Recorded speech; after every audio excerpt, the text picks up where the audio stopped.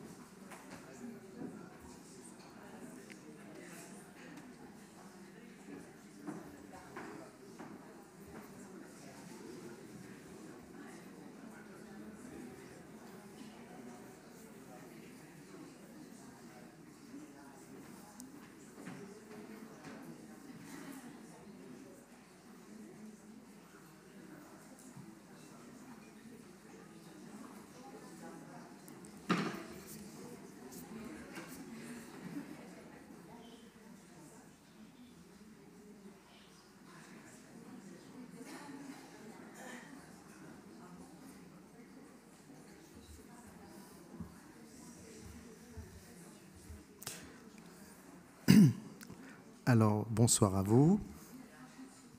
Bonne année. Sauf que quand on dit bonne année, peut-être philosophiquement, on peut se demander si on craint pas qu'il y ait une mauvaise année encore. Voilà, la bonne année, oui. Bon. Enfin, ce que je veux dire, c'est que quand on est, comme maintenant, début janvier, on est devant le temps. Et devant le temps, on s'inquiète. Devant le temps, c'est l'inquiétant. C'est l'inquiétant. D'où mon entrée en matière. Je vais vous parler cette année de, disons très rapidement, d'Apocalypse. Je dis très rapidement parce que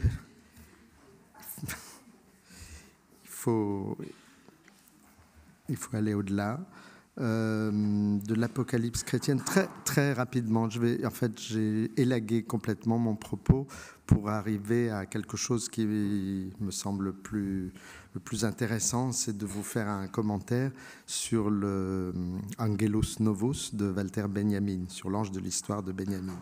Mais avant de parler de cet ange de l'histoire longuement, je vais faire, disons, 2 séances d'introduction un petit peu rapides, malheureusement, mais voilà, c'est pour mieux parler de Benjamin. Alors, on pense le temps souvent sur le mode apocalyptique et là, avec cette image de Andy Warhol, c'est évidemment de l'apocalypse nucléaire qu'il s'agissait, celle qui avait incité le philosophe Günther Anders, vous savez, à diagnostiquer ce qu'il appelait une obsolescence de l'homme. Bon, tout ça est très lourd. Et puis, visuellement, c'est intéressant de remarquer qu'on a pratiquement acquis une habitude iconographique qui est que, eh bien,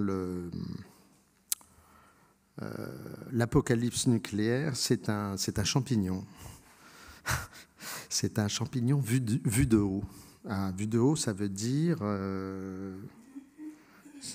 vu en général des avions qui ont lancé la bombe. C'est-à-dire c'est une image de vainqueur. Et qu'est-ce que c'est ce champignon? C'est un gigantesque signal de fumée. C'est une nuée. C'est la nuée atomique.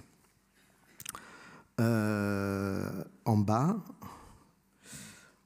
les habitants de Hiroshima et de Nagasaki ont fait une épreuve tout autre. Ils n'ont pas vu de fumée, ils ont vu un éclair. l'éclair induit par l'explosion, et un éclair qui non seulement les a aveuglés, a produit des effets comme celui-ci très fameux de projection pseudo-photographique sur les parois. Un éclair qui était entré jusque dans leur chair, et dont quelques survivants plus tard ont essayé de représenter, beaucoup plus tard, après coup, ont essayé de représenter ce qui les avait aveuglés, ce qui était entré dans leur chair. Alors ces survivants d'Hiroshima qu'on appelle les Hibakusha, à qui on a demandé des années plus tard, ils étaient enfants quand ils ont subi cette expérience, et ils ont dessiné leur éclair, soit en jaune vif, obsidional, soit en atmosphère embrasée de rouge. Voilà, l'Apocalypse. Aujourd'hui, on assiste de façon désolée à nos propres apocalypses écologiques. On regarde répétitivement ces images d'immenses forêts qui brûlent de par le monde. Et alors, c'est intéressant parce qu'il y a le même paradoxe visuel qui est commun à l'Apocalypse en tant que forme religieuse, à l'apocalypse nucléaire et à cette apocalypse-là, c'est-à-dire qu'il y a du feu, il y a des très grandes intensités lumineuses, chromatiques, et puis il y a de la fumée, il y a des nuées, il y a des éclairs et il y a de la nuée.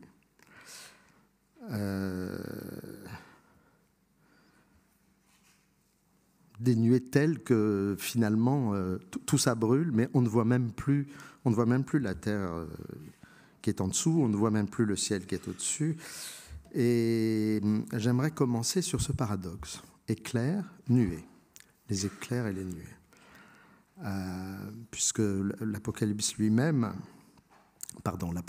elle-même, comme vous le savez, avant d'être un événement paroxystique, avant même d'être ce moment du temps où le genre humain réaliserait son destin en se précipitant dans la destruction totale, fatalité transcendante, je ne sais pas quoi, punition immanente, voilà. Avant tout ça, l'Apocalypse, c'est juste un genre littéraire. C'est un genre littéraire ancien qui justement manipule de façon extrêmement fine ce paradoxe de l'éclair et de la nuée.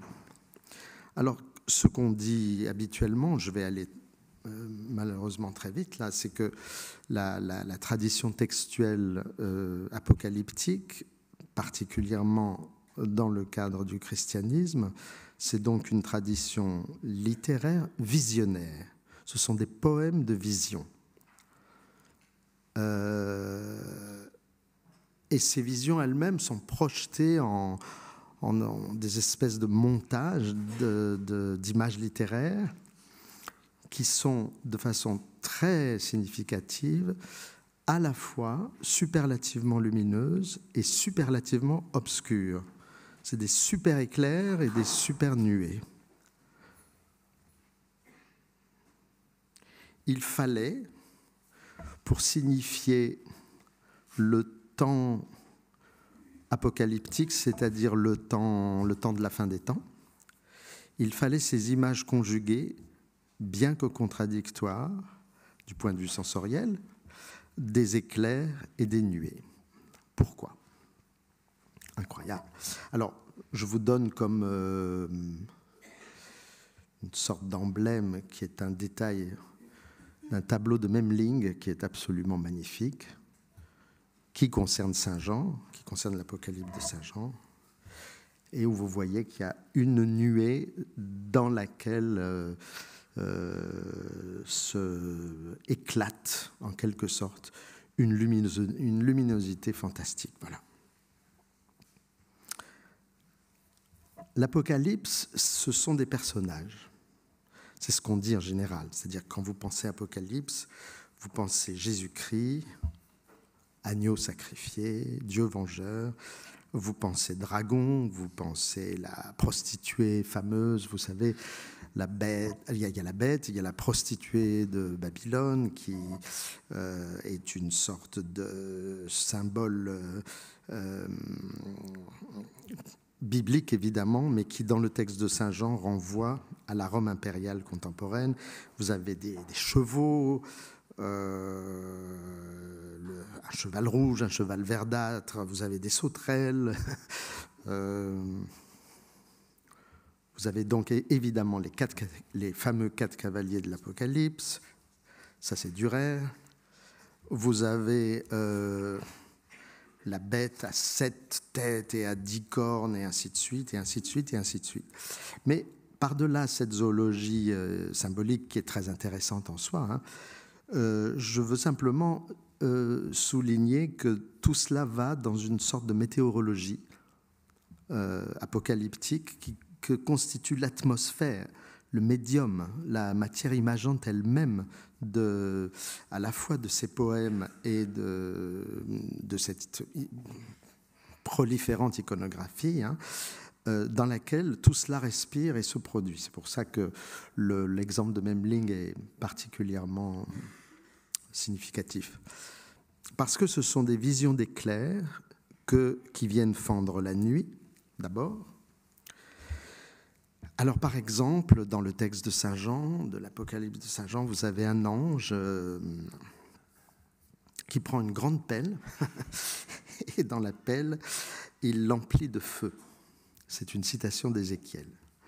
Il jette tout ça sur la terre, donc ça donne des tonnerres, des voix et des éclairs. Apocalypse, texte de Saint Jean.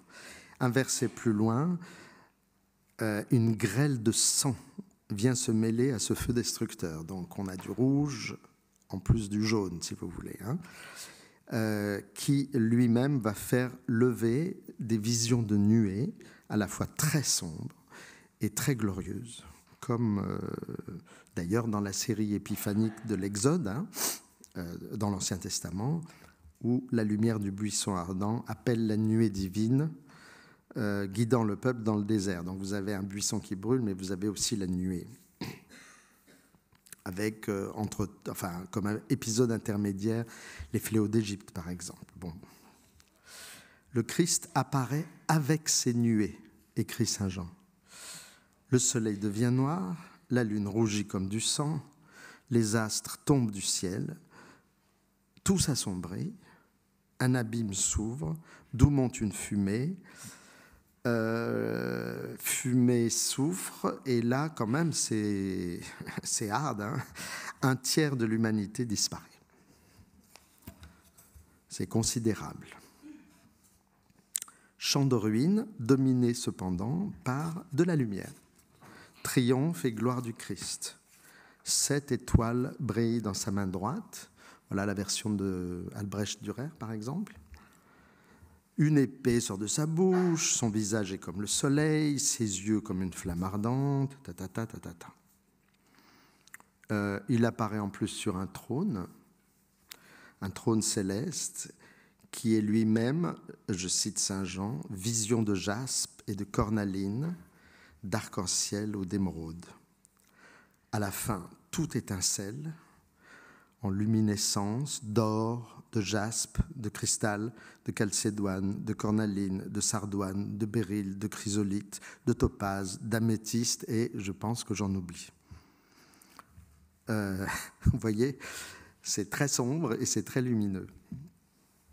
D'où l'emploi dans l'iconographie, notamment médiévale, mais là je vais très vite, il y a parmi nous un grand médiéviste, j'ai honte, mais voilà, d'où l'emploi de couleurs extrêmement vives dans nombre de représentations de l'Apocalypse, et cela comme si c'était en travers des épisodes eux-mêmes ou des personnages eux-mêmes,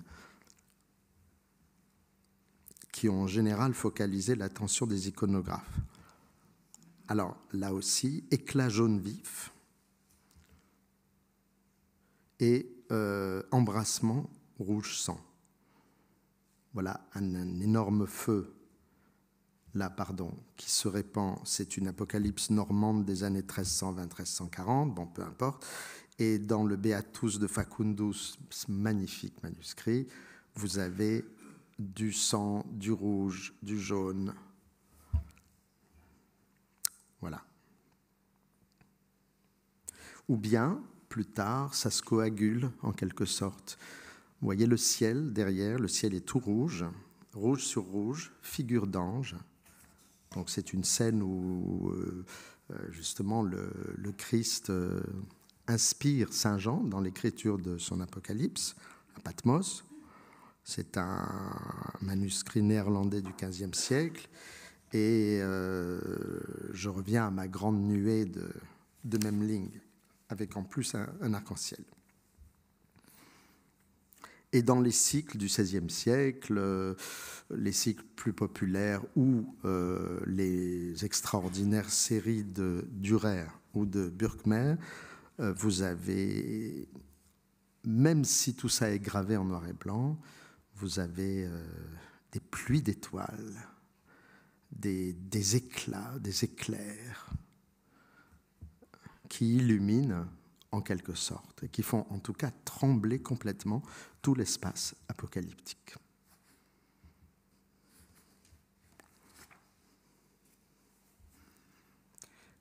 Alors il y a cette météorologie, et puis il y a, à part les personnages principaux que je mets de côté juste pour la facilité de ma présentation, il y a le fait que tout ça est surpeuplé.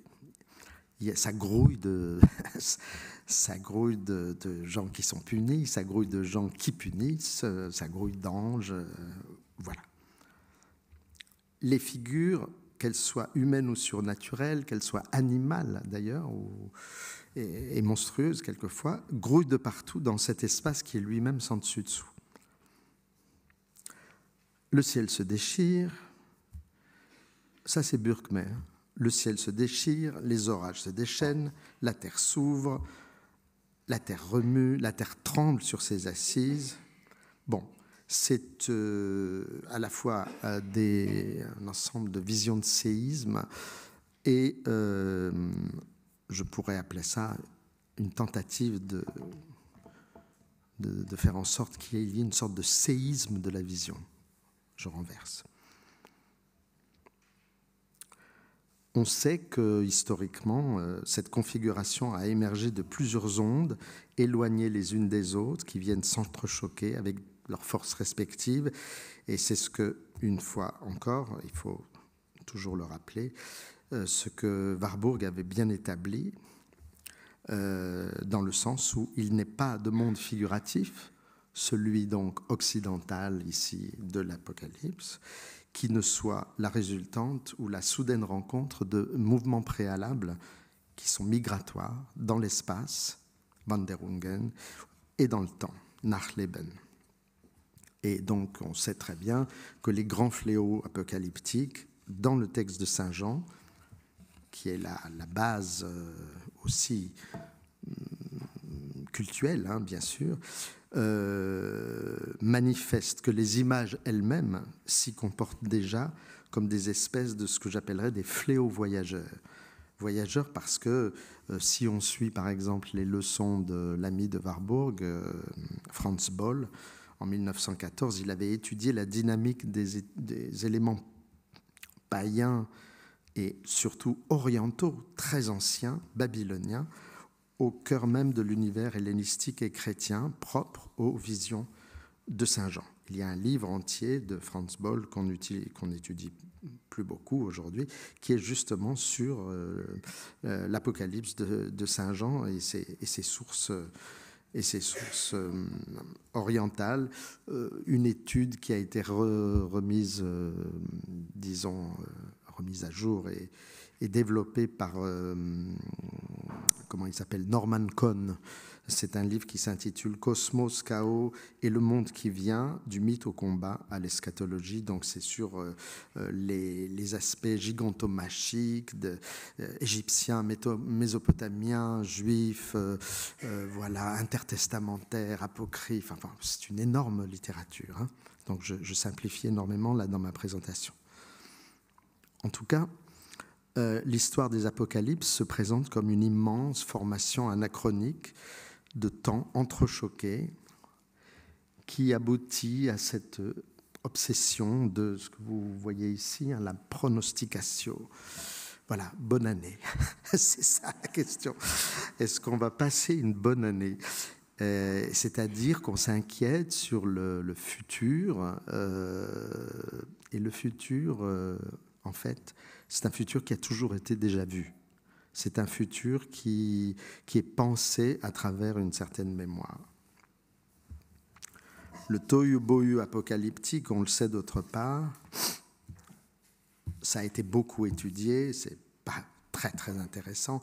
C'est une temporalité qui fait retour sur l'origine, c'est-à-dire c'est la fin des temps, mais la fin des temps c'est le début d'un nouveau monde, et ce début il a toutes les caractéristiques du début, c'est-à-dire de la Genèse. Enfin, vous voyez, c'est une volte, c'est un retour de la fin sur l'origine, comme si c'était une manière non seulement de s'effrayer sur le futur, la fin du monde, mais encore comme si c'était une façon de se souvenir d'un état, d'un âge d'or qui permet non plus de s'effrayer sur la fin du monde, mais de transformer cet effroi en une espérance, c'est-à-dire l'espérance que naisse un nouvel ordre cosmique, psychique et bien sûr politique. J'y viens. Il y a donc une boucle constante dans le ton apocalyptique. Je vous rappelle ce magnifique texte de Derrida sur d'un ton apocalyptique naguère employé en philosophie, qui est vraiment un texte, je ne sais pas si... je vous en parlerai plus tard, ouais, je pense. Qui relève d'une sorte d'anamnèse psychique, mémorielle, dans un sens qui inclut les paradigmes de l'exégèse religieuse, de la tropologie biblique, et qui est une sorte de dialectique du temps perdu et du temps retrouvé. Quand je dis, je joue sur les mots, bien sûr, le temps perdu, c'est en fait le temps des gens qui se sont perdus, c'est-à-dire qui se sont perdus dans l'impiété, dans l'idolâtrie, etc. Tout va mal. Ils sont, voilà, le règne du péché. Et puis le temps retrouvé, eh ben, c'est le temps glorieux, triomphal, christique. Saint Jean, poète voyant, le Christ lui souffle des visions. Et comme vous le savez, pour être voyant, qu'il s'agisse de Saint Jean à Patmos ou qu'il s'agisse, je prends, je sais pas, un autre exemple, ça serait Rimbaud à Charleroi, c'est pas la peine d'avoir les yeux ouverts pour être voyant.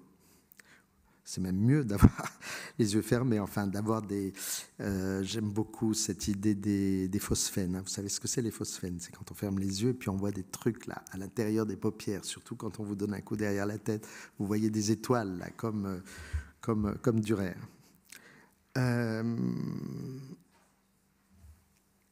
L'enjeu, c'est que se lève psychiquement en lui, en Saint Jean, c'est-à-dire dans son écriture, bien sûr, cette scène apocalyptique en tant que telle. Et là, tout ce qu'il décrit, et qui est fabuleux, hein, c'est le texte de l'Apocalypse, c'est pas un énorme texte, mais il y a une énormité de vision à l'intérieur de ce texte, à l'intérieur de ce poème. Et ça bouleverse toute notre vision normale, c'est effrayant, et ça esquisse des mondes futurs. Il y a quelque chose dans l'Apocalypse religieuse, il y a quelque chose que Ernst Bloch, c'est pour ça que j'ai dit politique, j'y viens. Ernst Bloch considérait comme la mise en jeu de ce qu'il appelait les Wunschbilder, les images désirs. On produit toute une poésie visionnaire, en grande partie effrayante, mais en même temps, cet effroi est l'expression d'un désir. Des images tellement visionnaires que dans certains textes apocalyptiques, par exemple l'Apocalypse apocryphe de Paul, il y a un doute. Le texte dit lui-même, en fait, je ne sais pas si je suis en train de délirer ou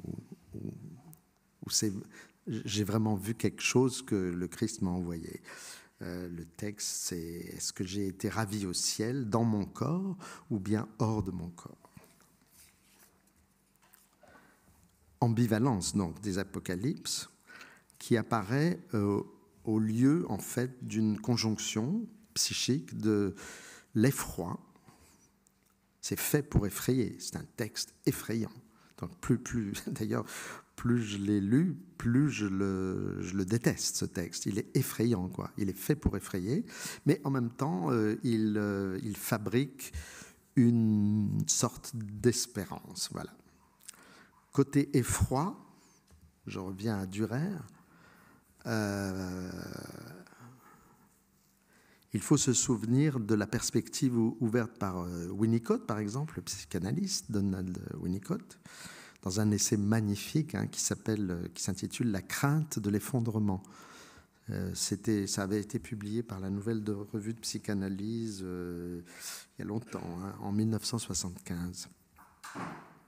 C'est-à-dire, l'idée de Winnicott, c'était qu'on éprouve la terreur des apocalypses à venir que parce que nous craignons une expérience, 3 petits points, une expérience déjà vécue, passée, mais, comme dit Winnicott, qui n'a pas pu être éprouvée et qui donc a été refoulée. Ce n'est pas un hasard si Ernst Bloch, de son côté, bien avant Winnicott, s'était interrogé sur la temporalité de ce qu'on appelle le déjà-vu. D'où ce retournement vertigineux de l'effroi en espoir. L'effroi, l'espoir. Deux détails de l'Apocalypse de Dürer. Ce mouvement, il est fondamental. Je l'ai appelé une volte de façon très précise parce que volta, c'est la traduction italienne vulgaire, de la langue vulgaire, du mot savant latin versus. Et le versus, c'est quelque chose de très important parce que c'est à la fois ce qui désigne ce par quoi, ce que produit le poète, un vers, il produit un vers, et ce qui se retourne dans quelque chose. Alors, la théorie de la volta, elle vient de Dante, donc, dans l'éloquence du vulgaire. Mais comme vous savez, les étoiles qui tournent, on en voit partout dans Dante. Ça, ce sont les illustrations de Botticelli du Paradis de Dante, ou bien ce manuscrit extraordinaire du chant 27 du Paradis, des étoiles de partout. Mot de la volte et mot produit dans ce texte apocalyptique de la révolte. Une révolte, c'est une volte qui revient. Pourquoi ? Alors, ici, on peut brièvement se référer à Ernst Bloch à nouveau, qui dit, enfin, qui assume complètement la teneur apocalyptique de son discours marxiste dans l'esprit de l'utopie. Et alors on pourrait dire que c'est complètement anachronique, et puis ça l'est d'ailleurs, mais ça permet de lire quelque chose de très intéressant chez Saint Jean lui-même, savoir que le texte apocalyptique, c'est un texte qui est innervé, qui est tissé, qui est pétri de colère. C'est un texte de colère. Et c'est un texte donc qui appelle à révolte, révolution, apocalypse, tout ça, révélation, révolution, révélation. Vous savez que apocalypse en grec, ça veut dire révélation. Voilà, révolution, révélation. Alors lui, Ernst Bloch, il a voulu comprendre ça à sa façon. Dans ce livre magnifique de 1918, deuxième édition 1923, qui est un livre bouleversant, parce que, alors pour plein de raisons, j'ai fait un séminaire déjà entier sur ce livre il y a longtemps, mais je rappelle deux choses, en tout cas, c'est que tout part de la musique, d'une part. Le chapitre central de ce livre politique, c'est sur la musique. Et le troisième chapitre, il y a trois grandes parties. La troisième, c'est une partie explicitement apocalyptique, livre écrit donc au moment où l'Allemagne a perdu la Première Guerre mondiale, est dévastée. La révolution spartakiste a été écrasée dans le sang, début 1919. Et en plus, pour le cas personnel de Ernst Bloch, sa jeune épouse, c'est quelqu'un de très jeune à l'époque, sa jeune épouse meurt de maladie.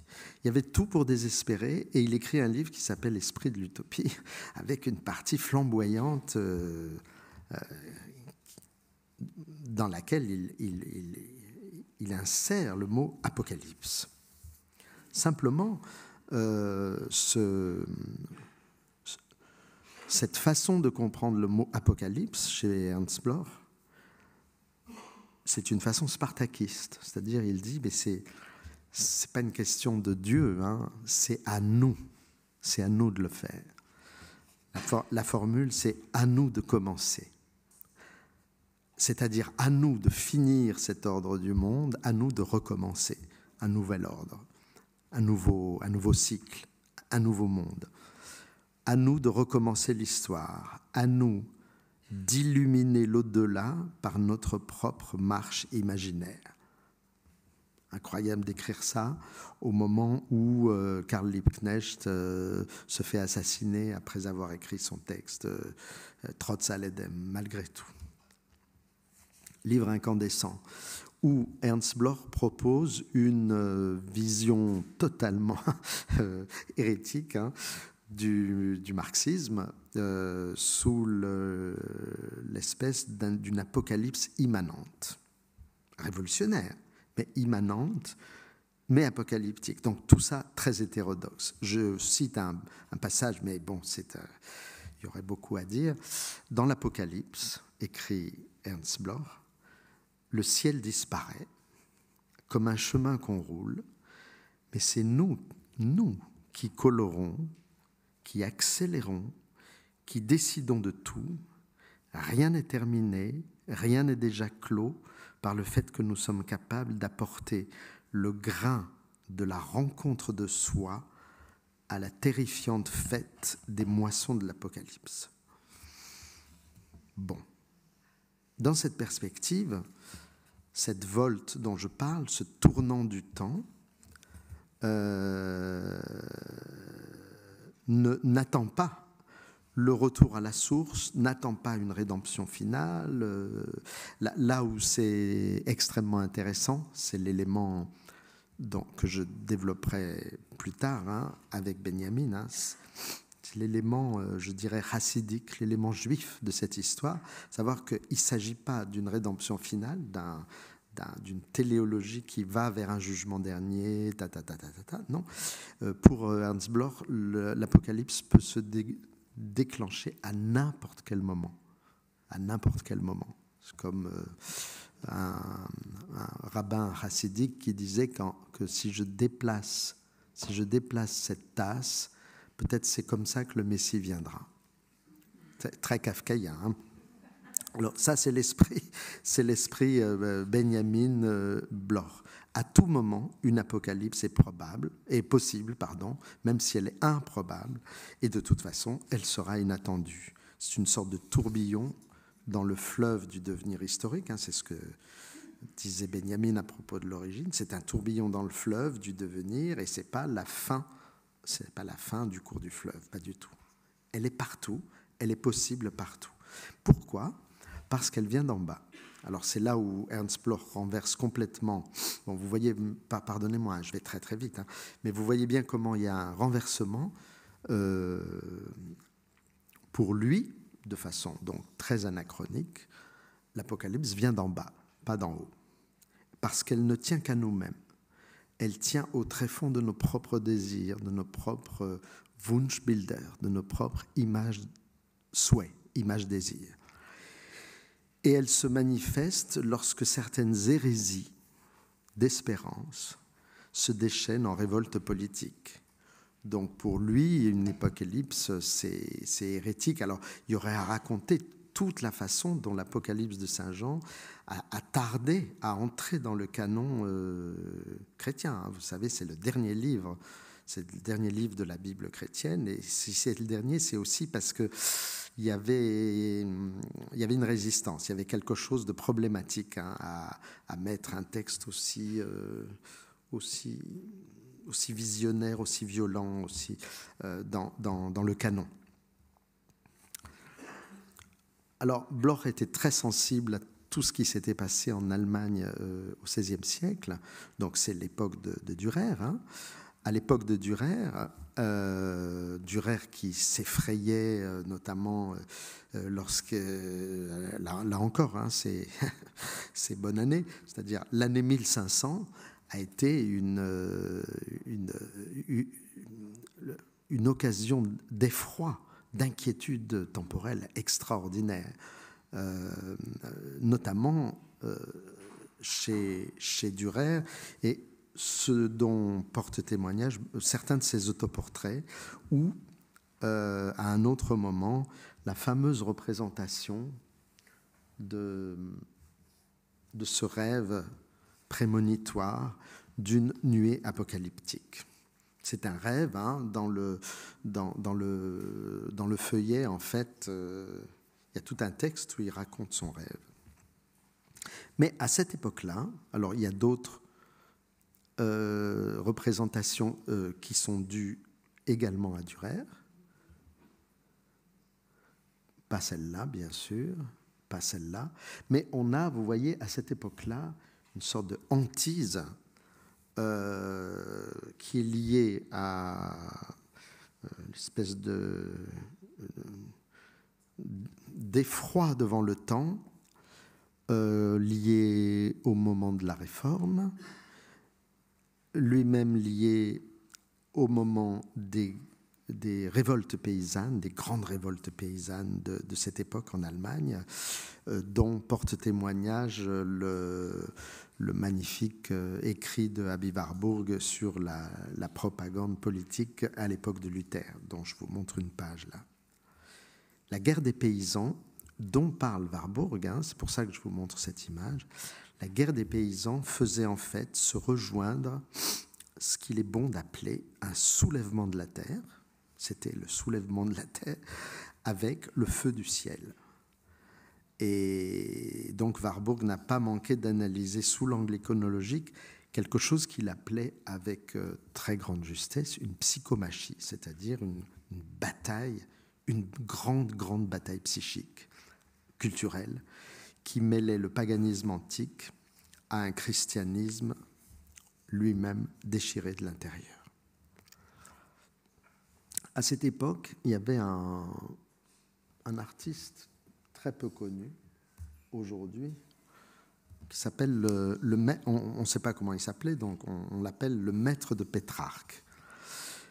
C'est un artiste peu connu, notamment parce qu'il a été sympathisant des révoltes paysannes en Allemagne dans les années 1520. Donc, à plus d'un titre, il a été censuré. Il a produit, en tout cas, on connaît de lui, un cycle de gravures saisissantes pour cette conjonction entre l'Apocalypse par le bas et l'Apocalypse par le haut. Et on peut voir sur celle que je vous montre là, des paysans qui creusent un grand trou autour d'un édifice sur le toit duquel s'est réfugié tout seul un prélat ou je ne sais pas, un prince, un prélat. Et il ne fait pas de doute que tout ça va finir par s'écrouler. Ernst Bloch, en 1921, donc entre les deux éditions de son Esprit de l'utopie, a écrit un livre magnifique qui s'intitule Thomas Münzer, théologien de la Révolution. C'est une monographie sur la grande révolte théologico-politique de Thomas Münzer, dont un sermon cité par Ernst Bloch dit ceci: il faut constamment agrandir le trou. Voilà, un précepte révolutionnaire. Il a, en quelque sorte, Thomas Münzer, formulé cette volte du temps parce que ce prédicateur, en fait, il retournait le passé biblique, par exemple l'épisode de Nabucodonosor, en le faisant, en l'utilisant pour qu'il fasse office de projet politique dans l'histoire immédiate. Bref, pour aller vite, ce que visait Ernst Bloch à travers tout ceci, c'est qu'il y a un temps apocalyptique qui est un temps de révélation historique et qui est, selon lui, l'accession des humains à leur propre désir d'émancipation. Je reviendrai plus tard sur cette idée de renversement de l'apocalypse du haut à l'apocalypse qui vient du bas, c'est-à-dire de l'histoire humaine. Mais déjà, ce que je peux vous indiquer, c'est que se soulever, dit Ernst Bloch, ça dépend de nous-mêmes ici-bas et non du ciel. La volte, cela dit sans doute l'éternel retour des origines et des fins, qui s'exprime exemplairement dans le discours prophétique, par exemple, mais elle désigne aussi le mouvement qui consiste à faire des plus hautes et ambitieuses fins un simple geste humain qui ne tient qu'à nous, un geste immanent. Et je cite, pour finir, une phrase de l'Esprit de l'utopie, juste pour l'abandonner malheureusement trop vite, mais peu importe. La rencontre de soi, la rencontre du nous, telle qu'elle correspond finalement à l'Apocalypse, à l'ultime dévoilement du nous, N majuscule, relève de cette vérité qui n'a trait qu'à nous, au milieu, Umkreis, c'est le mot, le milieu, auquel nous donnons couleur en l'éprouvant. Alors, quand je dis que Ernst Bloch est anachronique, je veux dire par là que ce n'est pas tout à fait ce qu'on lit dans l'Apocalypse de Jean. Il faut bien le dire. L'Apocalypse de Jean, bien sûr, elle appelle les foules. Son but, c'est de mobiliser les foules chrétiennes, de mobiliser les foules à la révolte. L'Apocalypse de Jean a été révélé à quelqu'un de tout à fait solitaire, Saint Jean à Patmos. C'est une vision solitaire. C'est ça son paradoxe, hein. En tant que texte, je reviens à Saint Jean, hein. C'est une vision solitaire qui se déploie, j'oserais dire, comme une vision publicitaire. C'est de la publicité pour la fin des temps. Quand je dis publicitaire, c'est évidemment que ce texte se voulait public, que ce texte traite des masses, de la population entière du monde, s'adresse aux masses et fait ce texte pour mobiliser les masses en révélant leur futur ultime, soit qu'elles aient, ces masses humaines, à subir une destruction considérable, effrayante, soit qu'elles aient, ces masses, à être sauvées, à l'inverse, dans la mesure où, bien sûr, il y a des conditions pour être sauvé. Les conditions, c'est d'être chrétien. Je suis surpris d'ailleurs que dans le magnifique livre de Elias Canetti, Masse et puissance, il n'y ait pas de chapitre sur l'Apocalypse, parce qu'en fait, l'Apocalypse, c'est une sorte de manifestation superlative, quoi. C'est la grande manif des chrétiens. C'est le phénomène de masse le plus abouti, l'épisode révolutionnaire indépassé des textes fondateurs du christianisme. Pourquoi ? Parce que l'Apocalypse se présente comme une vision surpeuplée où tout le monde se retrouve et voit s'accomplir le destin de chacun, certains pour le pire et d'autres pour le meilleur. L'Apocalypse marxiste, revendiqué par Ernst Bloch comme l'ultime dévoilement immanent donc du nous, ici-bas,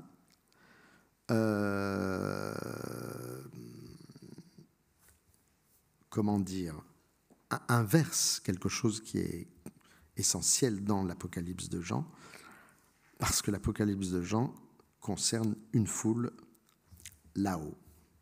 Pas une foule ici-bas, une foule là-haut, une masse hyperbolisée, un peuple projeté dans un espace-temps fabuleux et bien différent de ce qu'exigera plus tard cette idée trop humaine de l'esprit de l'utopie. Donc l'Apocalypse est surpeuplé, mais pas des gens d'en bas. L'Apocalypse est surtout surpeuplé d'anges. Saint Jean dit qu'il voit un ange monter de l'Orient, portant le sceau du Dieu vivant. Et là, il donne à comprendre qu'il s'agit de marquer au front les serviteurs de Dieu, qui seront réunis comme un immense troupeau, et on va leur mettre la marque comme ça, par milliers, 144 000 pour être précis. 144 000, le troupeau humain. Mais c'est rien, ça c'est rien, comparé à l'énorme montée des anges. Les anges montent. Ou alors ils descendent, c'est les deux, quoi. Il y a les deux mouvements. Il y a un enchaînement visionnaire qui se déploie tout au long du récit de Saint Jean. Et les anges, on les voit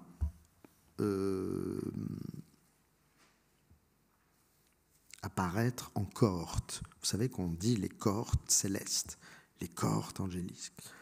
Cohorte, ça veut dire que c'est innombrable, ça veut dire que c'est militant, et ça veut dire même que c'est militaire, les cohortes.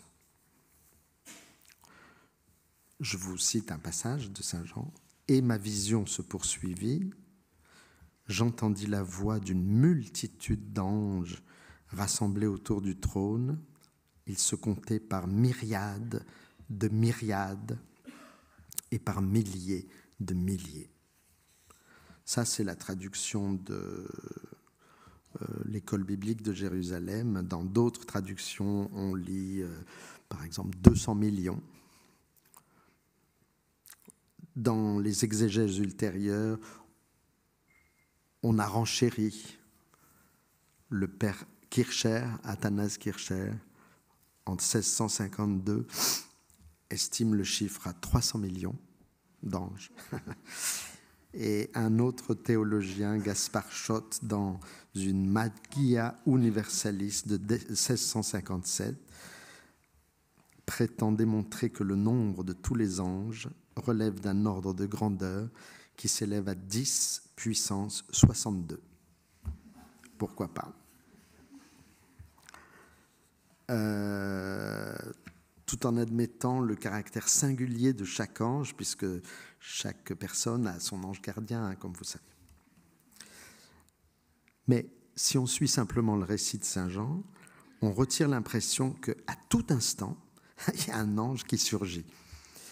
Soit donc pour traverser le ciel de sa grande lueur, soit pour venir vers les humains pour porter le message de Dieu. Je vous donne 2-3 petits exemples comme ça, fragmentaires. Puis je vis un ange monter à l'Orient. Je vis ensuite un autre ange puissant descendre du ciel, enveloppé d'une nuée. Puis je vis un autre ange qui volait au zénith, ayant une bonne nouvelle éternelle à annoncer. Après quoi je vis descendre du ciel un autre ange ayant un grand pouvoir, et la terre fut illuminée de sa splendeur.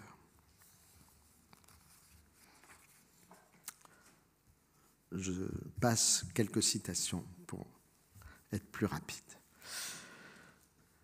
Angelos, l'ange, en grec.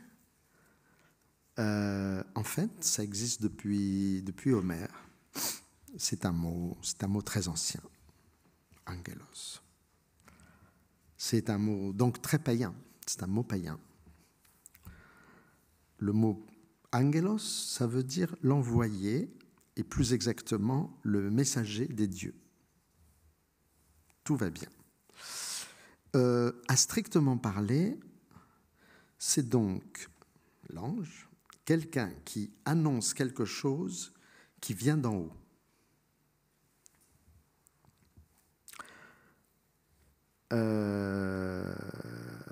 Et comme le message qu'il fait parvenir aux humains d'en bas, donc là j'inverse complètement notre ami Ernst Bloch, mais il faut bien lire Saint Jean. Alors, comme il annonce quelque chose qui vient d'en haut, et que en haut, ça veut dire en haut lieu.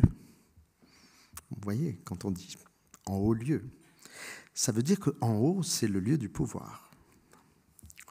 Donc, ce que l'ange vient annoncer, angelos, n'a pas seulement valeur d'annonce. On traduit toujours par annonce ou ange ou message. Oui, mais quand quelqu'un apporte un message de quelqu'un qui commande tout, ça veut dire qu'il transmet un ordre, tout simplement, un décret, un commandement. Et donc, quand les chrétiens nomment leurs livres fondamentaux, les évangiles, l'évangile, evangelion, l'évangile, c'est-à-dire la bonne annonce, mais la bonne nouvelle, on traduit par la bonne nouvelle en général. En fait, si on réfléchit, c'est le bon décret, le bon ordre envoyé par Dieu auprès du monde ici-bas par la médiation des anges.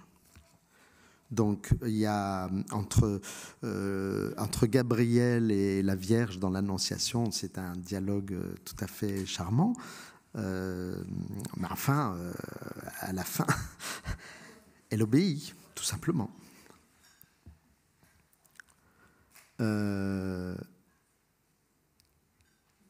C'est le bon décret l'évangélion, hein, l'évangile, c'est le bon décret envoyé par Dieu auprès du monde ici-bas, par la médiation des anges, du Christ lui-même, puis des bons donneurs d'ordre, les évangélistes, ceux qui disent la bonne nouvelle, et des apôtres. Et ensuite de l'Église, avec un E majuscule.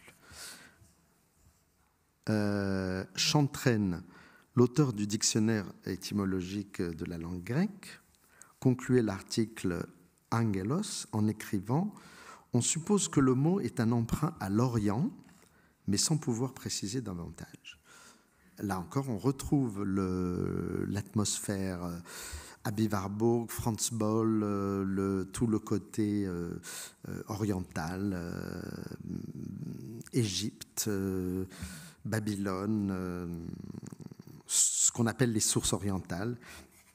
Et c'est vrai que dans les sources orientales, notamment quand vous regardez tous les travaux de Henri Corbin, il y a des anges absolument partout. En Perse, il y a multitude d'anges. Dans le néoplatonisme, il y a multitude d'anges. Dans l'apocalyptique juive, il y a multitude d'anges. Et dans la gnose islamique, il y a multitude d'anges. Donc, ce n'est pas mon propos de raconter tout ça. Je veux juste donner quelques points de repère sur ce qui se passe, puisque j'ai commencé avec ce double thème de l'éclair et de la nuée, c'est-à-dire la question de la visualité. Et que donc, on va essayer de réfléchir sur qu'est-ce qui se passe entre l'ange et l'image. L'ange et l'image. Donc, un des premiers repères tout à fait basiques, enfin très très très important, ce sont les écrits du pseudo-Denis l'Aréopagite. Donc, pour ceux qui ne savent pas qui c'est, c'était un moine syrien qui a sans doute vécu à la fin du 5e siècle après Jésus-Christ, mais qui écrit sous le masque il prétend qu'il est le disciple direct de saint Paul, qu'il a suivi le discours de saint Paul sur l'Aréopage d'Athènes. C'est pour ça qu'on l'appelle Denis l'Aréopagite. Mais comme c'est un falsificateur, on l'appelle le pseudo-Denis l'Aréopagite. Voilà. Mais en fait, c'est un penseur extraordinaire. C'est quelqu'un de crucial. Pour toute une ultérieure tradition mystique, avec son corrélat dogmatique, c'est un des fondateurs de ce qu'on appelle la théologie négative. Donc, notamment dans ce traité qui s'intitule La théologie mystique, où il introduit ce qu'il appelle la voie négative. Ce qui est frappant, c'est que la voie négative, c'est-à-dire nous n'allons pas dire, nous ne prétendons pas dire ce qu'est Dieu. On ne peut pas faire une ontologie à propos de Dieu. Dieu est suressentiel, donc il n'y a pas d'essence de Dieu. Donc on ne peut que dire sa façon d'échapper à toute ontologie. C'est pour ça que c'est la voie négative. Mais ce qui est très sympathique, c'est que pour affirmer cette voie négative, c'est-à-dire c'est l'au-delà du concept, c'est très très très haut, il ne peut pas se passer d'images littéraires. Il ne peut pas se passer d'images. Et justement, tout son texte au pseudo-Denis se balance entre l'éclat et la nuée, constamment. Les lumières divines se répandent vers nous seulement quand elles nous font toucher cette ténèbre qui est au-delà de l'intelligible, comme il disait. Je viens de faire une citation. Un deuxième traité, c'est la hiérarchie céleste. Et on découvre chez Denis une sorte de vertu dialectique très intéressante parce qu'il propose un modèle. Donc Dieu est suressentiel, on ne va jamais savoir, il est inconnaissable. Mais Denis propose un modèle de médiation dialectique où on peut dire tout aussi bien le mot médium, médiation, c'est presque le même mot que le mot message, si vous voulez. Je t'envoie un message. Le message est la médiation entre toi et moi. Donc un modèle de message grâce auquel l'inaccessible divinité, la suressentielle divinité, va néanmoins parvenir à notre pauvre regard humain. C'est une médialité, c'est une messagerie. Voilà, il y a une messagerie divine. Alors, cette messagerie, elle est faite justement d'éclats et de nuées. Elle est faite de pure lumière d'un côté, mais en même temps, elle ne nous atteint que comme un voilement perpétuel. On pourrait dire que, par exemple, si la lumière nous éblouit, eh bien, on ne voit plus rien. On est aveuglé par la lumière. Donc, la lumière divine, elle est un éclair aveuglant. Elle est lumière et on ne voit plus rien. Mais elle est quand même modalisée. Elle est quand même un message. Elle nous parvient quand même. Et comment nous parvient-elle ? Sous deux espèces. Les anges et les images. Et les deux sont proches. Les écrits canoniques, depuis les premiers évangiles jusqu'à l'Apocalypse de Jean, ne se privent pas de certains détours figuratifs, ce qu'on appelle des figures, ou de scènes visuellement triviales. Le pseudo-Denis implore son lecteur de n'en pas rester à tout ce fatras pittoresque. Donc c'est comme s'il disait, vis-à-vis de l'Apocalypse de Saint Jean, ne vous laissez pas fasciner par la bête, le cheval, la prostituée. Non, regardez autre chose dans l'Apocalypse, quelque chose de plus. Il écrit, il faut s'élever à partir de ces allégories pour ne pas imaginer, comme le fait le vulgaire, que ces intelligences célestes, dont la forme est divine, ont plusieurs pieds, plusieurs visages, qu'elles ressemblent à du bétail, comme des bœufs. Vous savez, les allégories des quatre évangélistes. Qu'elles présentent l'aspect sauvage de lion ou le bec incurvé de l'aigle, ou encore qu'elles possèdent des ailes et des plumes à la façon des volatiles. Ne les imaginons pas comme des roues enflammées tournant au-dessus du ciel, comme des trônes matériels convenables au repos de la théarchie, c'est-à-dire du commandement divin, comme des chevaux polychromes ou des guerriers porteurs de lances. Non, ni aucune de ces formes que les Écritures nous transmettent quand même à travers une variété de symboles. Non, il faut aller au-delà. C'est une mise en garde contre les images, je dirais, figuratives. C'est une mise en garde contre l'iconographie. Simplement, le pseudo-Denis n'est pas un iconoclaste. C'est-à-dire, il met en garde contre les images, c'est parce qu'il demande beaucoup aux images. Au lieu de dire on en reste là, plus d'images, non. Il va proposer autre chose, tout simplement parce que s'il était seulement dogmatique, il pourrait se permettre d'interdire les images. Ça, il y a plein de gens dogmatiques qui l'ont fait et qui le font toujours.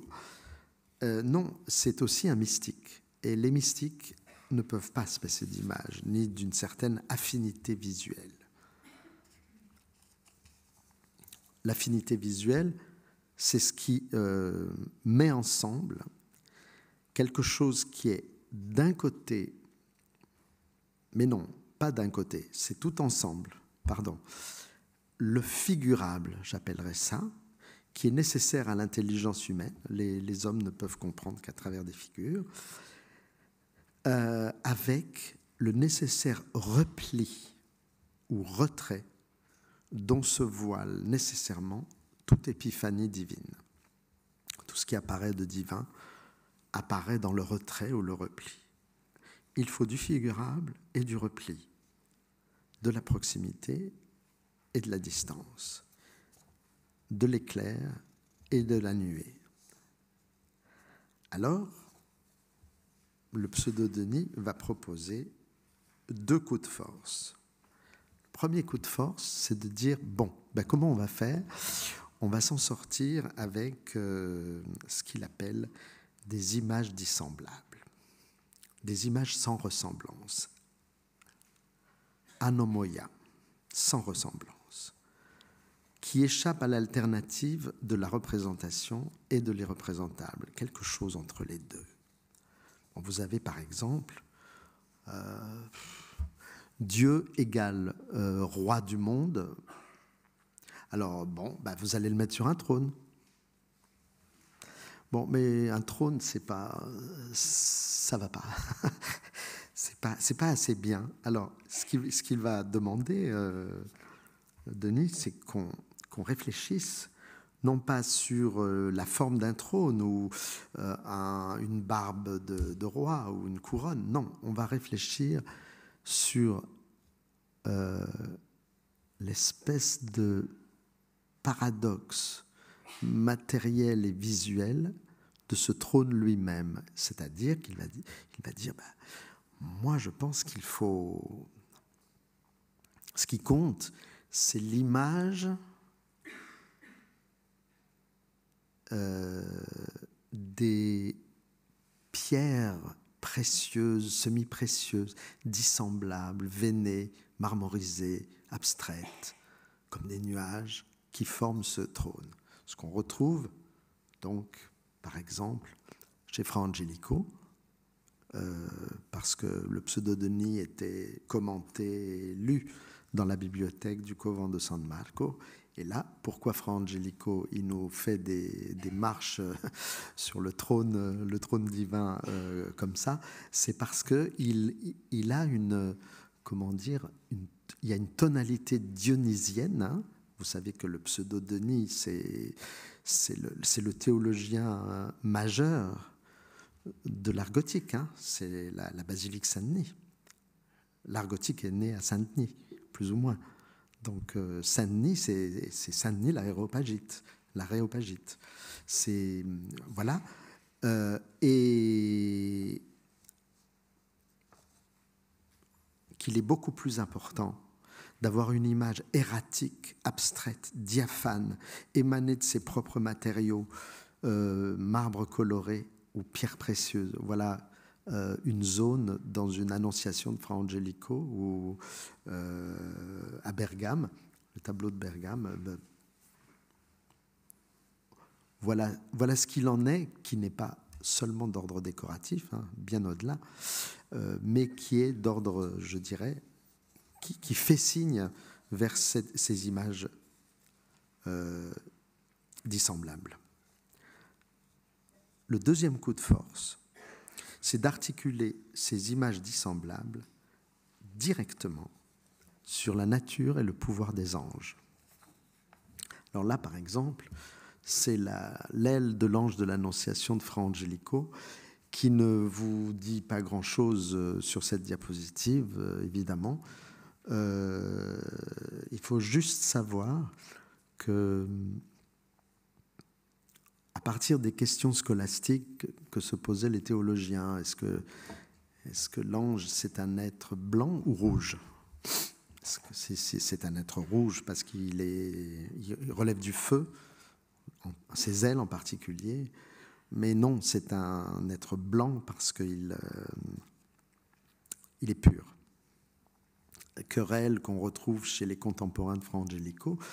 Et le peintre trouve une solution, mais sublime, typiquement dionysienne à mes yeux. Hein. C'est-à-dire que dans le pigment rouge que vous voyez sur les ailes, là, il avait mis ça a beaucoup disparu malheureusement aujourd'hui, il avait mis du mica, vous savez, de la terre, ces morceaux de pierre brillante qu'on trouve dans la campagne autour de Florence. Il avait mis du mica, ce qui fait que même moi, quand je les ai vus dans les années 80, quand on regardait l'aile, on voyait des petits trucs qui brillent comme ça. Donc ça faisait... Il y avait une expérience comme ça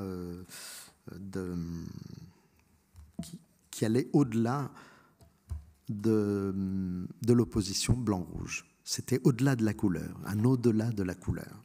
Voilà, pour aller très vite. Le coup de force du pseudo-Denis, c'est non pas seulement les images dissemblables, mais c'est la mise en avant de la nature et du pouvoir des anges dans le livre La hiérarchie céleste.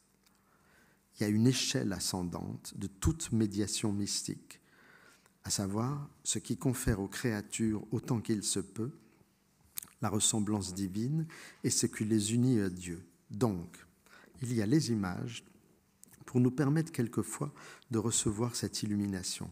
Mais ce sont bien les anges qui ont la puissance d'illuminer. Pourquoi ? Parce que, Denis l'affirme, la loi a été transmise par les anges. Donc, c'est par leur entremise, grâce à cette connaissance, que la grâce descendit jusqu'à nous. Par exemple, c'est toujours le pseudo-Denis qui parle, lorsque Gabriel enseigna à Marie qu'en elle s'accomplirait le mystère de l'indicible incarnation. D'où cette hiérarchie, très intéressant. Il y a une hiérarchie interne au peuple des anges, je ne vais pas y revenir, il y a les chérubins, les séraphins, les archanges, les anges, peu importe, qui est en quelque sorte parallèle à une sorte de spectre des images qui est dispensé dans le texte de Pseudo-Denis, qui est admirable, où il va parler du feu, du vent, des nuages, de l'ambre, des nuances de pierres multicolores, comme dans ce Christ en Chalcédoine du Xe siècle, qui est lui aussi assez typiquement dionysien. Tout ça pour vous suggérer que, en amont des images, les anges seraient les premiers médiateurs de la divinité. Alors, on va se poser des questions. C'est quoi ? C'est des individus, c'est des corps, c'est des créatures, c'est des émanations, c'est des puissances. C'est quoi ? Dans les psaumes, on les appelle des vents, des souffles d'air, les anges. Psaume 104, « Vêtus de faste et d'éclat, drapés de lumière comme d'un manteau, tu déploies les cieux comme une tente, faisant des nuées ton char. » Vous voyez qu'on a déjà dans ce texte l'éclat et la nuée. Tu t'avances sur les ailes du vent, tu prends les vents pour messagers, pour serviteurs, un feu de flamme. Tu prends les vents pour messagers. Donc les messagers, les anges, messagers, c'est les anges, ils sont des sortes de vents. C'est de l'air ému, en quelque sorte. Et dans le poème précédent, le psalmiste avait affirmé que les anges sont ceux qui accomplissent la parole de Dieu. Donc c'est comme si un vent parvenait aux humains comme une parole angélique soufflée d'en haut, toujours pour nous intimer son commandement. Il ne faut pas oublier cet aspect autoritaire, mais j'y reviendrai. Alors, sans qu'il soit nécessaire de refaire tous les chemins des variantes et des controverses angélologiques, etc., etc., il y en a une littérature mais gigantesque là-dessus. Je donne un deuxième point de repère très très important pour vraiment, c'est la cité de Dieu de saint Augustin.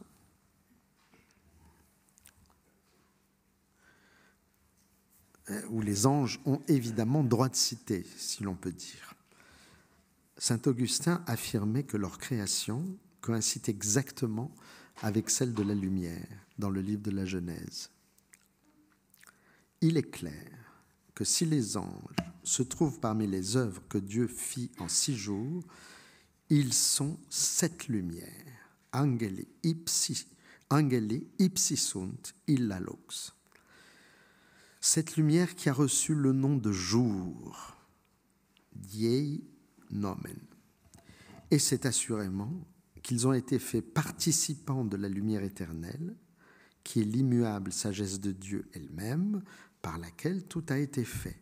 Ainsi ont-ils été illuminés, illuminati, par cette lumière qui les a créés, et dès lors ils ont été faits lumière, fierent lux, et appelés jour en raison de leur participation à la lumière et au jour immuable qu'est le Verbe de Dieu.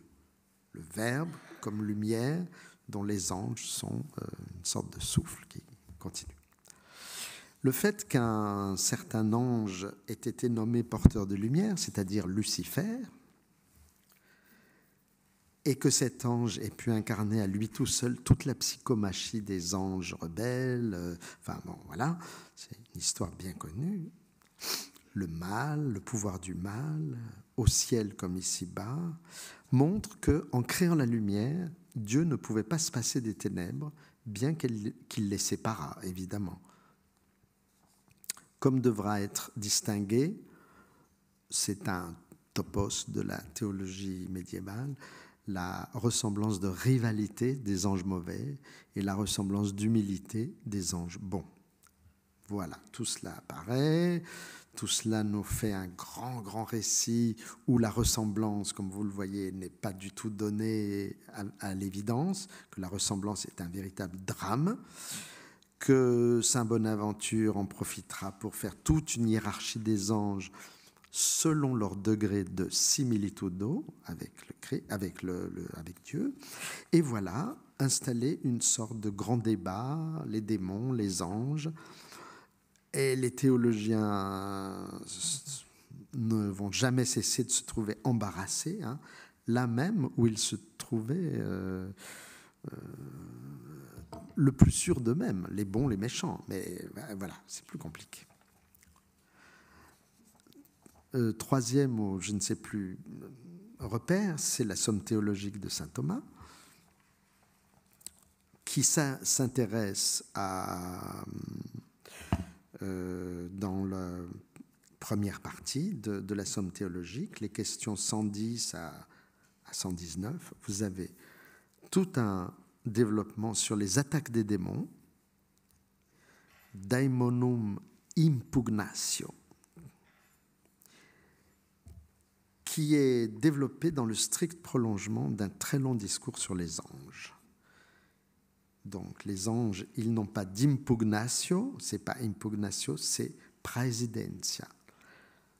C'est-à-dire en fait la domination des anges, c'est traduit comme ça, ou la présidence des anges. Les anges président. Ou leur action sur les hommes, actio angelorum in homines. Leur fondamentale mission, missio, et leur pouvoir de garde, custodia. S'il y a praesidentia, domination, et c'est d'abord parce que chaque créature corporelle est confiée à une puissance supérieure dont la manifestation se nomme angelica potestas, pouvoir angélique, puissance angélique plutôt. Il s'agit avant tout du pouvoir. Alors c'est là où ça nous intéresse, parce que c'est là où les anges et les images se reconnectent à nouveau. Comme ils l'ont été chez le Pseudo-Denis, d'une certaine façon chez saint Augustin, et là à nouveau différemment chez saint Thomas. Parce que ce pouvoir angélique consiste à agir sur l'imagination de l'homme. Immutare imaginationem hominis. Par exemple, si un ange vous apparaît en songe pour réaliser une vision imaginaire, c'est le mot qu'il emploie, une vision imaginaire, il emploie bien ce mot. Ce n'est pas pour vous illusionner, mais pour vous faire connaître la vraie signification des images. C'est-à-dire que l'ange vous apporte la vérité des images. Ce qui s'appelle une façon de illuminare hominem, d'illuminer l'homme, selon l'ancienne leçon mystique du pseudo-Denis l'Aréopagite, qui est d'ailleurs cité comme le pivot de tout son raisonnement par saint Thomas d'Aquin. Il y a quelque chose de frappant qui est en même temps tout à fait évident si on songe à l'ancienne signification du terme angelos chez Thomas d'Aquin, c'est qu'il utilise le terme médium pour caractériser cette illumination divine par la médiation des anges, mediantibus angelis. Et plus encore, il est étrange et très significatif qu'il ait reconduit cette médiation illuminatrice sur un autre plan d'apparition, cet autre médium que sont les images sensibles. Donc on passe des anges aux images. L'esprit humain, écrit saint Thomas, ne peut recevoir une vérité intelligible pure parce que sa nature exige qu'il saisisse des concepts à travers la connaissance des images sensibles. C'est carrément le mot phantasmata. C'est pourquoi les anges communiquent aux hommes la vérité intelligible à travers des ressemblances sensibles. Vous avez compris ? Sub similitudinibus sensibilium. Bref, les anges sont les médias par excellence de toute ascension humaine, c'est-à-dire de toute ascension sensible. Je regarde aux vérités supérieures. Et ils n'apparaissent si efficaces à l'égard de notre sensation que parce que Thomas d'Aquin les reconnaît capables d'illuminer les humains au sens quelquefois le plus douloureux ou négatif du terme. Par exemple, dans le récit de la Genèse, les sodomites sont aveuglés, sont frappés de cécité. Ben, c'est les anges qui font ça. Psh. Voilà. Bref, je vais très vite, mais on fait un parcours comme ça. On pourrait presque caractériser ces anges, dans ce contexte, si vous me permettez le terme, comme des agents multimédia, de la théarchie, du pouvoir d'en haut, du gouvernement divin. Ils sont, ça c'est une œuvre de Cosimo Rosselli, où vous voyez le peuple des anges qui est tellement, tellement nécessaire. Ils sont les messagers par l'image et par l'épiphanie. D'où la dimension visuelle de leurs intercessions. C'est pourquoi le théologien Hans Urs von Balthasar, dans le grand ouvrage sur les aspects esthétiques de la révélation, qui s'appelle « La gloire et la croix », nomme un témoignage angélique fondamental à partir du fameux verset de l'Évangile selon saint Jean. En vérité, je vous le dis, vous verrez le ciel ouvert et les anges de Dieu monter et descendre. Le ciel s'ouvre et les anges vont faire leur médiation. Ce sont les vents de Dieu. Il véhicule son souffle, sa parole, ses commandements. Ils chantent ses louanges. Ils font des grands concerts célestes avec voix, luth, trompette, etc. Ils manifestent évidemment une dimension invocante fondamentale, c'est-à-dire c'est visuel et c'est invocant en même temps. Cette médiation, elle est tout à la fois voix et visualité. il y a un texte magnifique qui est une très bonne introduction à ce que c'est qu'un ange. C'est le texte de Michel de Certeau de 1984, qui est un article intitulé « Le parler angélique ». Et ce qu'on a traditionnellement coutume d'appeler le concert des anges n'était autre, théologiquement parlant, qu'une théorie du dire, écrit Michel de Certeau, dont la hiérarchie céleste du pseudo-Denis l'Aréopagite, que je vous ai résumé rapidement, a sans doute formulé pour la première fois sous la forme d'une sorte d'organigramme. Les anges sont insaisissables comme le vent, et Michel de Certeau a cette très belle formule, il évoque un bruissement d'anges qui parcourt toute l'histoire de la chrétienté. Et c'est justement pourquoi, peut-être, les hommes d'Église ont dépensé tellement d'énergie et de finesse casuistique à les définir, à les classer, à les distinguer. Par exemple, Michel de Certeau cite le jésuite Francisco Suarez au XVIIe siècle d'un traité De Angelis. C'est un volume in quarto, donc vous voyez, en général, il y a plusieurs colonnes qui fait quand même 1120 pages. Les anges sont les véhicules ou les lieutenants de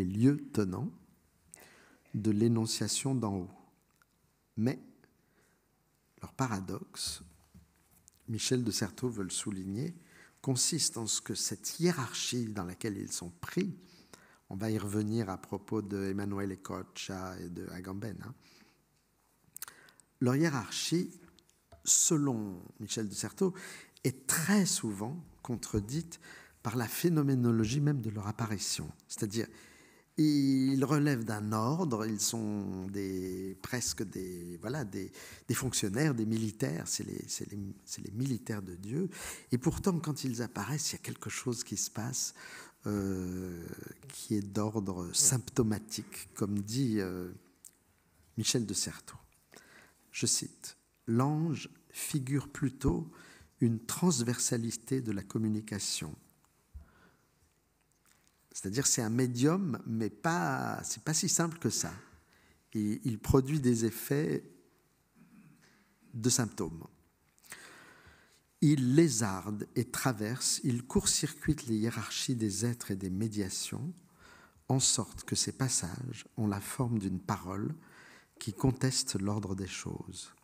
La parole angélique restaure une événementialité et un possible, d'où cette ambiguïté luxuriante des apparitions et des messages angéliques, notamment, ça c'est très intéressant, quand l'ange répète un verset de l'Écriture, un article de foi ou une vérité reçue, et de la sorte il transforme ça en énoncé commun, en acte de parole qui s'adresse à toi singulièrement, ici et maintenant. C'est par exemple le cas de l'Annonciation, justement.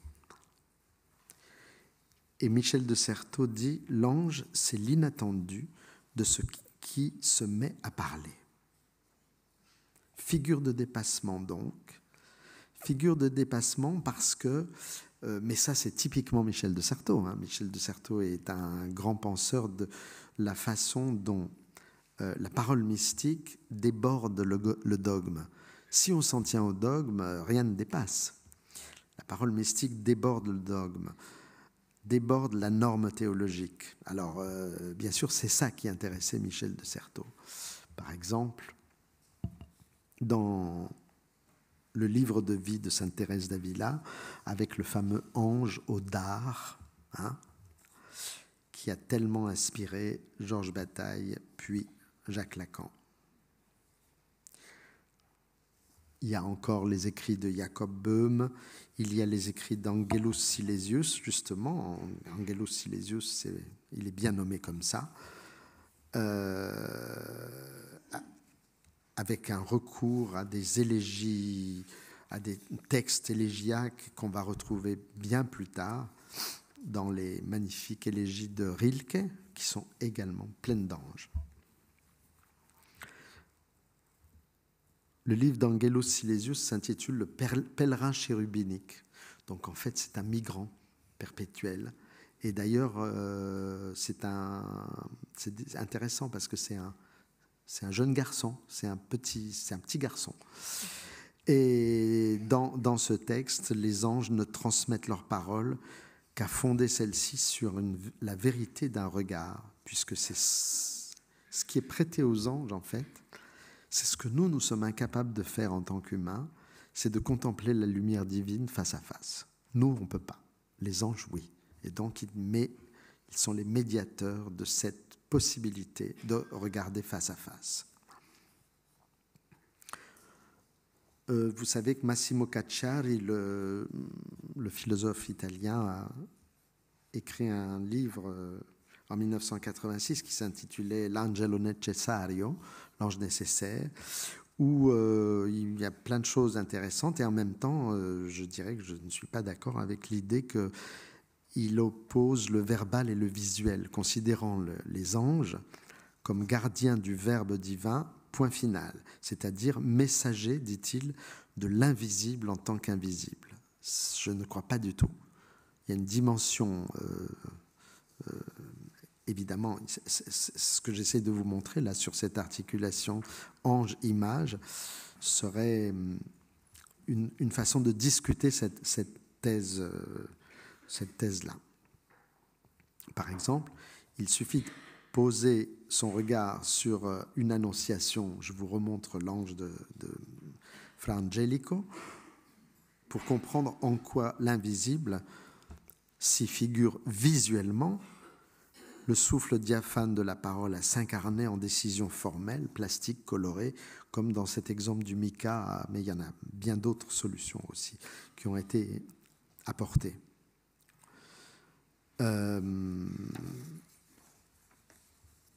Maintenant, il faut faire une distinction et je vais terminer là-dessus.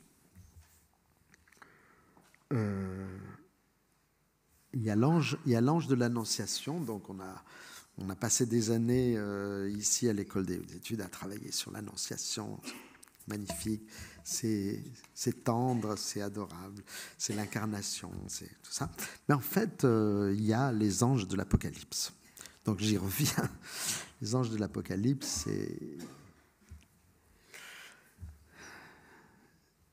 c'est beaucoup plus violent. Les anges de l'Apocalypse, ce sont... Alors là, ils sont les messagers, je dirais, de massacres effrayants. Ça, c'est une des planches de la série gravée par Hans Burkmer en 1523. Vous avez un seul ange visible là-haut, en haut à droite, avec sa trompette. Il souffle en direction d'un soleil qui a l'air passablement contrarié. Et il suffit de ça pour que les nuées envahissent tout le ciel, de mouvements violents, pour que la terre s'ouvre,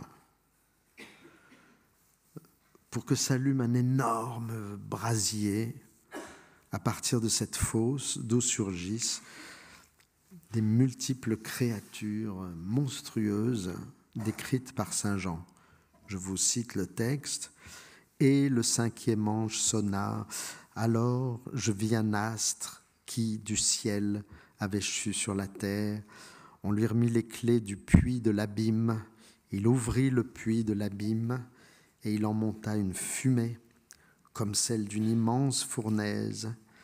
Le soleil et l'atmosphère en furent obscurcis et de cette fumée, des sauterelles, vous les voyez, se répandirent sur terre. On leur donna un pouvoir pareil à celui des scorpions de la terre. » Voilà. Autre exemple, et je vais finir là-dessus, c'est la planche dite des 4 anges vengeurs dans l'Apocalypsis in Figuris, la somme éditée en 1511 par Dürer, qui produit un paradoxe remarquable et très intéressant.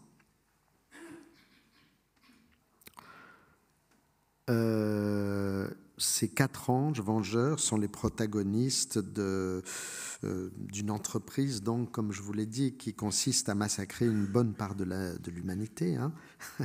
Je cite le texte. « Et l'on relâcha les 4 anges qui se tenaient prêts afin d'exterminer le tiers des hommes. » Voilà. Ce paradoxe tient à un contraste au niveau de l'image de Dürer. Le contraste, il a lieu entre la partie supérieure, où l'on peut voir Dieu le Père tenir les 4 dernières trompettes de l'Apocalypse. On voit un ange qui souffle déjà dans son instrument, et alors il s'agirait de la 6e trompette, pendant qu'au coin de l'autel divin, vous avez des petites têtes angéliques, on dirait des poutilles antiques, hein, qui soufflent fort, comme pour pousser les nuages. Et cette corde de créatures menaçantes qui, sur le son de la 5e trompette, se dirige déjà vers la terre. Et les 4 anges vengeurs en bas lèvent de grandes épées et massacrent, donc, à titre d'exemple, une femme saisie par la chevelure, un cavalier écroulé sur son cheval, un pape qui rampe désespérément au sol, vous le voyez, et en haut, un peu plus haut, le vieillard qui tente en vain de fuir. Dans sa grande monographie de Dürer, Erwin Panofsky a donné une interprétation très éclairante du paradoxe qui, comme vous le voyez, comme vous le sentez peut-être, a lieu entre la partie du haut et la partie du bas, dont vous remarquerez qu'elles n'ont pas le même style. Vous voyez un peu la différence? Mais ça s'éclaire quand on lit Panofsky. Il écrit « Dans la planche des anges vengeurs, on remarque que le style encore retenu de la vision céleste, donc la partie du haut, est en contraste frappant avec la furie du massacre qui a lieu sur Terre. Dürer semble avoir conçu cette composition à une date antérieure, parce que l'Apocalypse, c'est toute une durée d'élaboration. Donc la 1511, ce n'est pas la date où ces images ont été produites. Il y a des images produites à la fin du 15e déjà. Dürer semble avoir conçu cette composition à une date antérieure, puis, peu satisfait de la partie inférieure, il dut ensuite la remplacer par cette magnifique synthèse, donc en bas, les anges eux-mêmes, la violence, de gothique ornementale et de maniera antica de Mantegna. C'est un peu comme s'il fallait, pour une image de ce type, dialectiser l'image, c'est-à-dire en haut,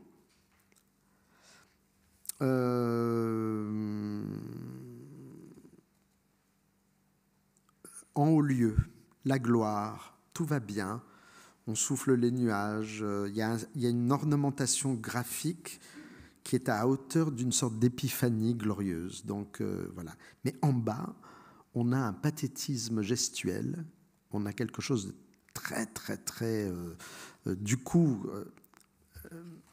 quelque chose d'issu des formules païennes gréco-romaines, de ces formules qu'on trouve sur les sarcophages romains, c'est-à-dire des scènes extrêmement violentes, extrêmement figuratives, pour rendre compte de la démesure apocalyptique, c'est-à-dire qu'il faut l'ordre du haut et le déchaînement du bas dans cette psychomachie, dans cette sorte de guerre frontale de tous les contraires possibles. Ce que je pense que je vais faire là, alors vous savez que, bon, comme j'ai du mal à pouvoir vous donner un discours dans cette salle, j'ai pas pu avoir la salle en novembre ni en décembre, donc Je vais donner tous les séminaires chaque semaine de janvier, de février et début mars. Voilà. Donc là, la fois prochaine, je vais finir cette sorte d'introduction que j'estime trop rapide, vous m'en pardonnerez, sur quelque chose de l'ordre de l'Apocalypse.